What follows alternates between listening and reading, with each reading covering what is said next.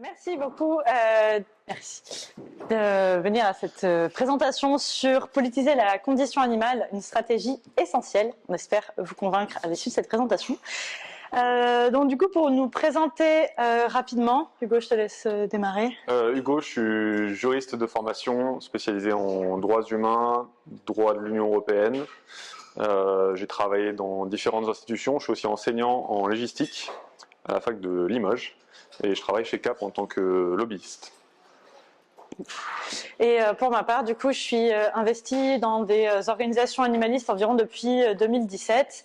Et d'un point de vue purement politique, on va dire, j'ai travaillé pour le Parti animaliste à l'occasion des élections européennes et municipales de 2019 et 2020. J'ai également été candidate aux élections municipales et depuis plus de 3 ans, je suis salariée chez CAP sur la partie opération. Et donc, du coup, ça marche.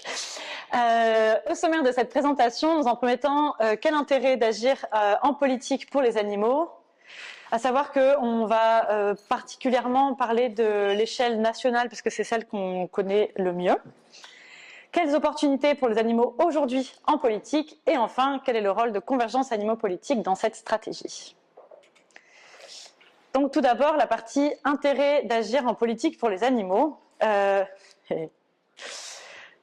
Pardon, c'était la poule. C'est le concept de, je ne sais pas comment le nommer exactement, mais souffrance institutionnalisée, dans le sens où la plupart des animaux qui souffrent en France aujourd'hui de la cause des humains, ce sont des animaux d'élevage, des animaux pour la chasse, enfin qui sont chassés ou dans le cadre de l'expérimentation animale, et ils souffrent parce que c'est légal. De les exploiter et de l'élever dans ces conditions-là, mais aussi parce que il y a dans certains cas, il y a des quotas obligatoires, typiquement dans le cadre de l'expérimentation animale. Il y a des produits qui peuvent être mis sur le marché uniquement du moment qu'ils ont passé certains tests sur les animaux. Comme exemple qu'on peut prendre aussi, c'est le décret publié en 2011 rendant les produits animaux obligatoires dans tous les repas des cantines scolaires. Le fait que récemment, il y a un décret qui a été publié qui facilite, donc qui augmente le seuil à partir duquel il y a des démarches administratives à effectuer pour avoir des élevages avec beaucoup d'animaux dedans. Donc là, l'idée, c'est plus de dire, en fait, il n'y a pas uniquement des actions individuelles qu'on peut faire pour les animaux, c'est qu'il y a un cadre légal qui impose que des animaux souffrent. La politique permet aussi des changements à grande échelle. Une loi au niveau national, ça impacte 60 millions de Français d'un coup, mais aussi potentiellement tous les élevages, tous les abattoirs. Voilà, il y a une forme d'action de masse pour les animaux que l'on peut avoir par ce biais-là. Et donc, voilà, contrairement à une majeure partie du contentieux, des démarches individuelles, ou même parfois sur certaines entreprises, on est sur des échelles un peu plus réduites. Mais on a aussi un changement à grande échelle parce que la France a un rayonnement, au-delà de l'action au niveau française, il y a un rayonnement au niveau européen et même mondial du fait du poids géopolitique de la France et de la taille de sa population, de son influence, etc. La loi permet aussi des changements durables. C'est-à-dire que quand on passe par la politique, c'est beaucoup plus difficile de revenir en arrière. Ça ne veut pas dire que c'est pas possible, ça existe. Mais quand on obtient une avancée en politique qui s'inscrit dans la législation, on l'a souvent considéré comme gagné. Même si, malgré le fait que ce soit compliqué et long de revenir en arrière, ça reste possible. Et un point que je trouve très intéressant particulièrement, c'est que l'État se charge, ou du moins est censé se charger de l'application. Et donc, du fait qu'une pratique devienne illégale, ça va entraîner des sanctions financières et ou pénales. Et donc, ce n'est plus dans le cadre, par exemple, d'actions qui sont complémentaires, mais comme des engagements qui sont demandés au président de l'entreprise, c'est les ONG qui vont devoir mobiliser des ressources pour contrôler l'engagement des entreprises. Là, en l'occurrence, l'État est censé offrir des moyens humains, financiers, administratifs, permettant de contrôler cette action. Donc, on a vraiment des économies de moyens qui sont effectuées. Et enfin, même si ça c'est pas complet parce que l'État parfois ne respecte pas bien, enfin n'applique pas bien les lois, on a quand même un shift qui se fait de une action, elle est considérée comme moralement répréhensible à une action devient illégale. Et là même en termes de pouvoir d'action pour les ONG, les concitoyens, c'est beaucoup plus facile. C'est beaucoup plus facile à faire entendre et obtenir des avancées pour ça. Un dernier point pour vous démontrer l'intérêt d'agir en politique, c'est la participation au changement culturel. Ça a été évoqué dans 2 conférences aujourd'hui que vous avez peut-être vues. Ah. Je crois que c'est... Ouais, non, c'est juste qu'en fait, tu n'as pas fait les détails. Ah oui. Tada. Il faudra accélérer du coup. L'objectif, c'est de faire en fait des animaux une question politique. Il y a une évolution dans l'administration de l'État, donc là encore une fois on se base vraiment sur le contexte national. Il y a depuis que l'État français est constitué, une focalisation sur ce qu'on appelle le régalien. Donc le régalien, ça va être les questions de santé, les questions militaires, les questions d'éducation, voilà, des thématiques qui sont relativement parlantes en termes de gestion étatique. Depuis les années 50, 40, 50, on a une apparition de nouveaux droits. S'il y a des juristes dans la salle, vous connaissez les droits de seconde génération, les droits de troisième génération, les droits créances, les droits individuels. On est passé sur en fait des droits qui étaient très basiques, centrés à des droits vraiment beaucoup plus larges. C'est notamment tout ce qui est aussi droit des minorités, etc. Ce qui permet un début d'ouverture pour la prise en compte des animaux par la politique et par le droit. Ce moment-là, on est en plein dedans et c'est un moment clé à pérenniser. Comme vous l'avez vu, il n'est pas forcément monolithique et c'est pas impossible qu'on revienne en arrière. Donc comment est-ce qu'on participe à créer le changement culturel par la politique? Il y a un travail à effectuer de 2 façons. Par la politique, on peut travailler le changement culturel auprès du grand public. Je prends la loi 2021-1539, c'est la loi sur ce qu'on appelle la loi sur la maltraitance animale. La seule loi sur la maltraitance, enfin sur l'animal sous la Ve République. Donc c'est une loi qui est relativement importante et elle a eu plusieurs mesures, donc notamment un arsenal pénal renforcé, c'est-à-dire que maintenant quand vous maltraitez un animal, le quantum de peine, donc les peines que vous pouvez avoir sont plus importantes. Il y a tout un volet sensibilisation. Voilà. Donc ça c'est un premier point qui est intéressant, c'est savoir qu'en fait la loi permet de sensibiliser parce qu'on ancre plus les animaux dans le quotidien.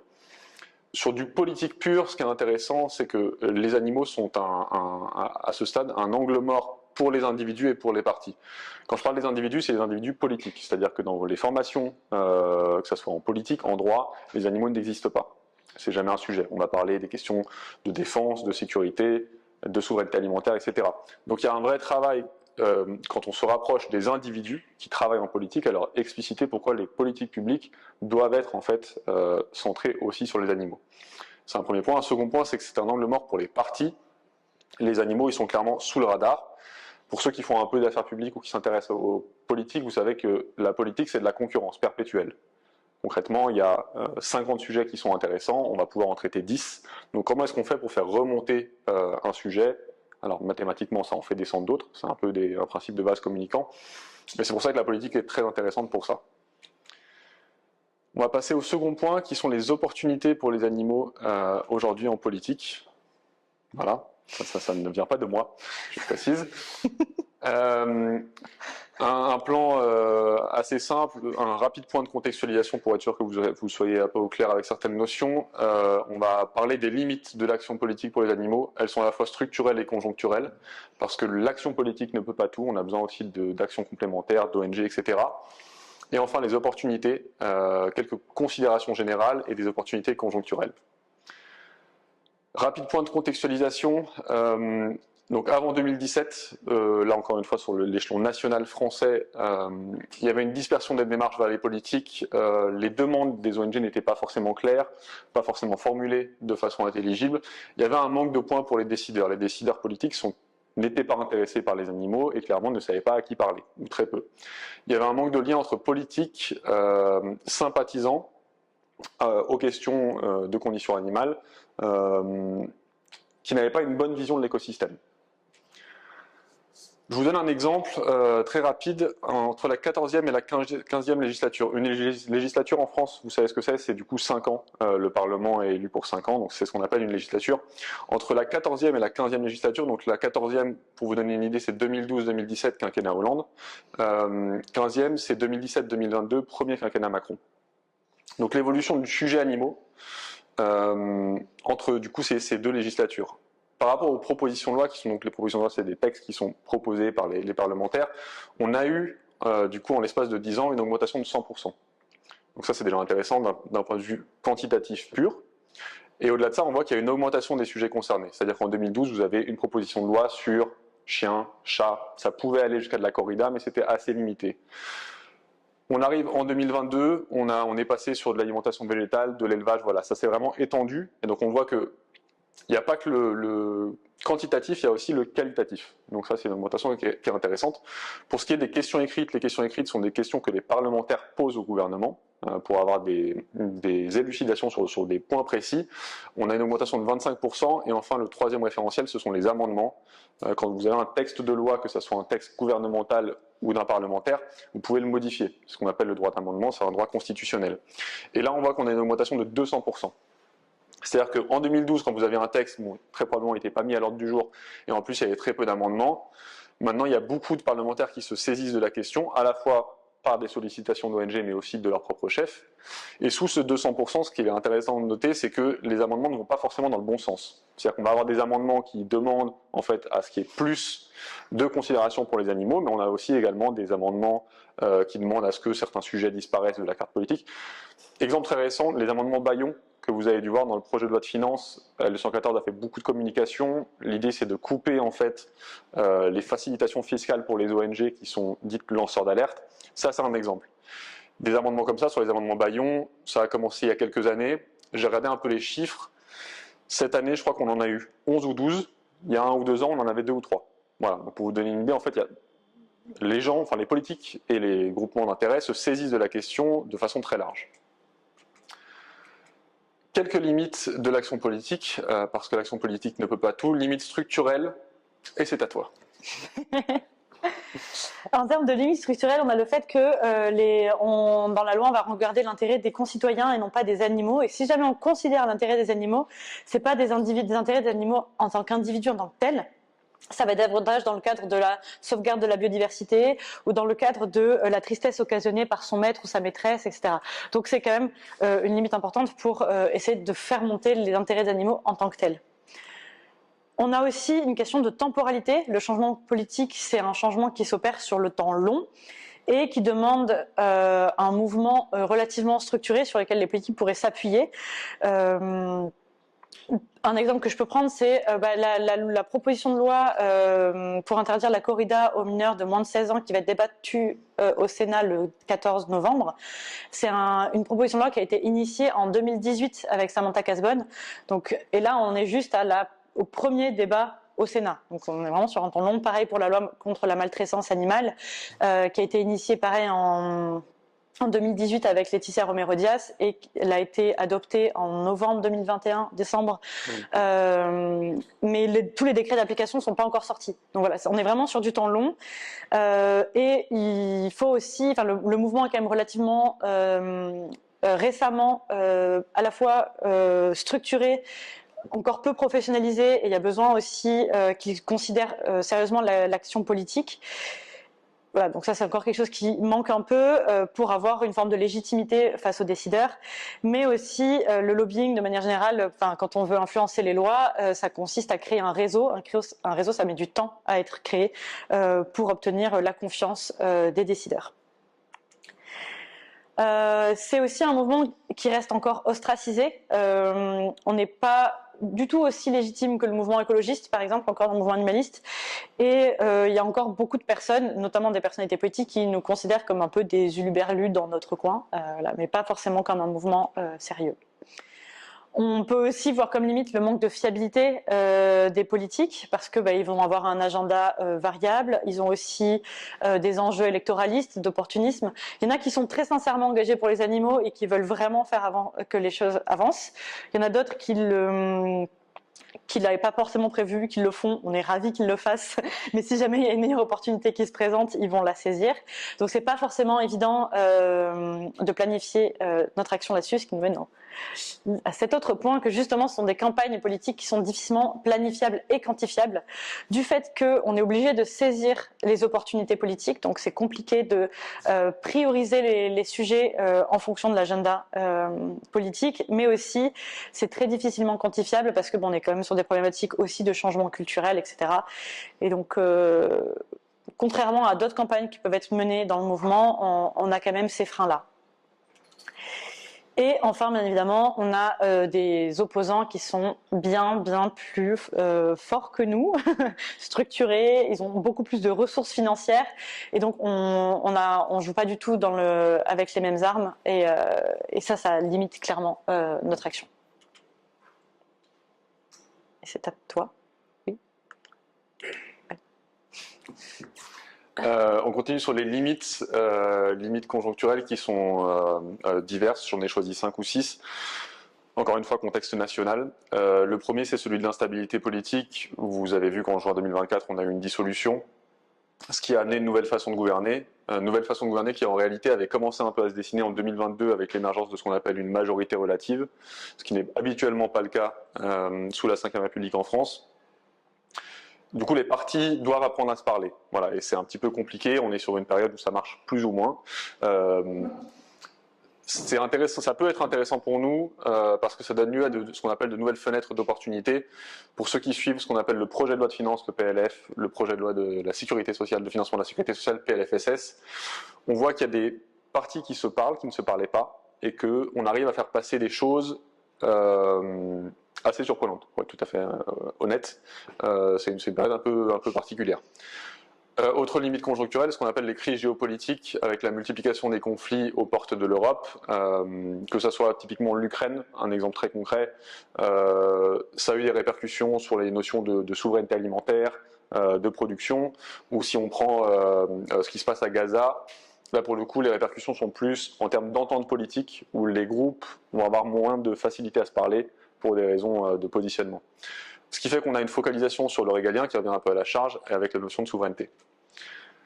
Autre limite conjoncturelle, la polarisation de la vie politique et de ces thématiques. On a une cristallisation des positions sur certains sujets. J'ai pris l'exemple du véganisme un peu à dessein, parce que c'est assez simple pour que vous compreniez. En gros, pour les politiques, le véganisme, on ne comprend pas ce que c'est, ça fait peur et c'est souvent extrémiste. Voilà, c'est une idée, mais il y en a d'autres. Crise agricole, vous l'avez forcément vu, on était forcément soit anti, soit pro-éleveur. Voilà, donc en fait, il y a un manque de nuances parfois qu'il est compliqué de faire face. Il faut pouvoir le travailler. Et ce qui amène comme conséquence des risques de recul, que ce soit sur l'élevage, sur la consommation de la viande. Politiquement, on a, comme le décret qu'évoquait tout à l'heure Juliette, il y a des vrais risques. Voilà. On a également un affaiblissement des institutions et des plans. J'en ai choisi juste 2 très rapidement. Le SGPE, qui est le secrétariat général à la planification écologique, c'est un peu une boîte à outils qui est rattachée au Premier ministre. Intéressant, mais plus les années passent et moins on comprend ce qu'ils font. Leurs attributions sont diminuées, réduites. Voilà, c'est compliqué. Et il y a d'autres plans, typiquement comme la stratégie nationale bas carbone, où on va avoir des plans qui sont de moins en moins ambitieux, plus chiffrés. Voilà, donc on se retrouve un peu dans des déclarations d'intention. 2 derniers points sur les limites conjoncturelles. Le premier, c'est celui de l'inflation normative. L'inflation normative, c'est assez simple en droit, c'est vous avez beaucoup trop de textes, ou beaucoup plus de textes. Et beaucoup plus de textes, ça fait moins de temps pour vos textes. C'est très simple, en fait, quand vous aviez 15 sujets, 15 textes sur 3 mois, aujourd'hui vous allez en avoir 45, 50, 60, 65 sur différents sujets, et donc en fait c'est très complexe de faire monter le sujet animaux à partir du moment où vous avez le même temps, mais beaucoup plus de textes, c'est arithmétique. Enfin, un autre point, celui de la baisse d'intérêt des alliés historiques. On a des alliés qui, du fait de la crise agricole ou d'autres éléments, se sont un petit peu éloignés de la thématique des animaux. On passe aux nouvelles qui sont quand même plus réjouissantes, parce qu'il y en a quelques opportunités politiques. Donc, en termes de considération générale, comme le disait Juliette, la considération écologique ou les considérations écologiques sont en train de monter.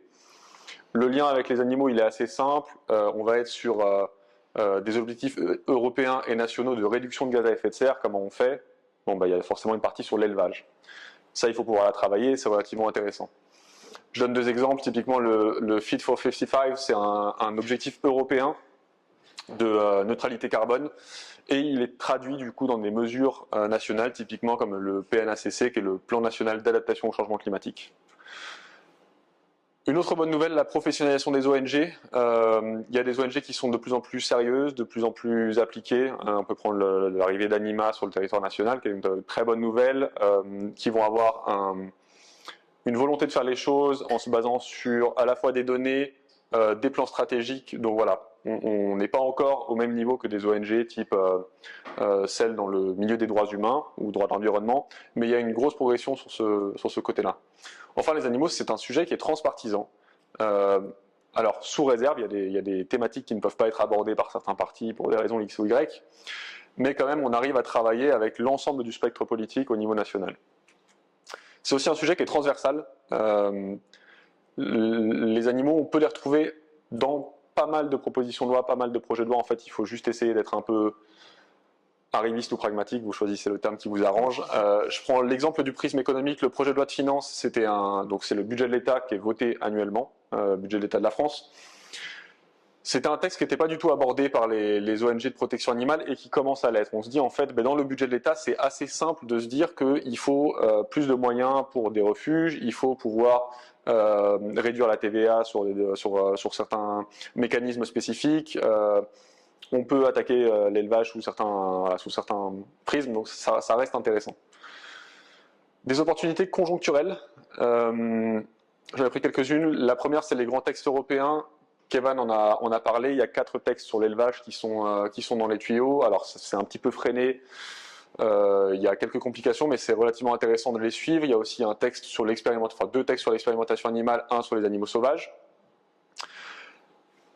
J'ai mis le projet de loi d'orientation agricole en opportunité conjoncturelle, mais c'est aussi un texte qui sera relativement risqué, on pourra en parler dans les questions-réponses. Et enfin, on a des espaces parlementaires qui sont de plus en plus nombreux et nouveaux, à la fois les niches parlementaires qui sont des espaces de dialogue, et le fait que majorité relative signifie que le gouvernement doit discuter plus avec les parlementaires. C'est ce qu'a dit le Premier ministre lors de son premier discours, donc le dialogue parlementaire doit être renforcé. Enfin, l'Assemblée est très divisée, donc les textes peu clivants ont plus de chances de passer. Et enfin, le dernier point, c'est les élections. Bon là, les prochaines, c'est les municipales. Mais les élections, ça reste généralement un très bon moment pour parler de ce sujet. Et du coup, le dernier point, c'est le rôle de Convergence Animaux-Politique dans cette stratégie. Donc du coup, on va d'abord présenter rapidement l'association et aussi le rôle de l'association dans ce contexte. Donc, Convergence Animaux-Politique, c'est un acteur facilitateur qui fait le lien entre les politiques et les ONG pour permettre de faire émerger la condition animale dans les lois. Donc l'idée, c'est qu'on accompagne les associations dans la définition de leurs demandes politiques et ensuite on les porte auprès des décideurs. Et donc notre objectif, c'est pas de faire du lobbying expert, c'est-à-dire qu'on n'a pas pour objectif de monter en expertise de manière très avancée sur les sujets qui concernent les animaux. Ça, c'est le rôle des ONG partenaires. Nous, notre expertise, elle va davantage être dans la relation qu'on va entretenir avec les décideurs politiques. Et l'idée, c'est que voilà, les ONG puissent se concentrer sur leur valeur ajoutée dans l'expertise ou dans leur action de terrain, enfin peu importe, mais donc qu'elles permettent de se concentrer là-dessus. Et nous, par ailleurs, on va essayer de faire en sorte que leur travail s'inscrit dans les lois. Donc ça, c'est l'équipe, enfin du moins une partie de l'équipe qui était présente lors de notre dernier événement. Et donc parmi les membres salariés, vous avez Melvin qui est directeur, Milton, Hugo et Malou qui... Pardon ? T'as un pointeur si tu veux. Ah oui, j'ai un pointeur. En dessous, derrière. Ah, oups. Bon, c'est pas grave, je n'utiliserai pas le pointeur. Et qui travaille sur la partie lobbying. Et on a Charlotte qui est sur le financement et moi sur les opérations. Et ensuite, on avait quelques bénévoles qui étaient présents avec nous. Et donc ça, c'est nos 25 ONG partenaires à l'heure actuelle. Donc celles qu'on accompagne sur ces démarches politiques. Quelques chiffres qui permettent de peut-être rendre un petit peu plus concrètes les choses que l'on fait. Donc, on a en 7 ans d'action, on a pu mener près de 340 rendez-vous avec les politiques, fait déposer plus de 400 amendements, environ 130 questions auprès du gouvernement. Voilà, accompagné 39 propositions de loi. Voilà, quelques qui permettent de voir un petit peu concrètement à quoi ça ressemble. Et notre plus grande victoire, c'est celle-ci, c'est l'adoption de la loi contre la maltraitance animale. Donc c'est une proposition de loi qu'on a accompagnée à partir de 2018 avec Laetitia Romero-Dias et qui a permis des avancées assez concrètes sur les animaux de compagnie, les animaux sauvages captifs et l'interdiction aussi de l'élevage des visons pour leur fourrure. Donc comme je disais, on attend encore tous les décrets d'application, mais c'est sur lesquels on travaille. Et quelques dernières actions qu'on a pu mener. Donc, à l'occasion des précédentes élections, on a mené les campagnes engagement animaux avec plus d'une trentaine d'ONG. Oh, j'ai découvert le pointeur. Et donc là, l'idée, c'est avec ces 30 ONG, de définir des demandes sur lesquelles on va demander que les candidats s'engagent. Et aux dernières élections, donc 2024, parmi les 81 eurodéputés français qui ont été élus au Parlement européen, il y en a 41 qui avaient signé le manifeste de ces ONG-là. Donc CAP a coordonné l'action. On a aussi, j'en parlais tout à l'heure, inscrit à l'ordre du jour du Sénat le 14 novembre l'inscription d'une proposition de loi qui interdit les corridas aux mineurs de moins de 16 ans. Et sur le PLF, donc le projet de loi de finances dont parlait Hugo, on a déjà fait déposer plus de 20 amendements et dont 2 ont été adoptés.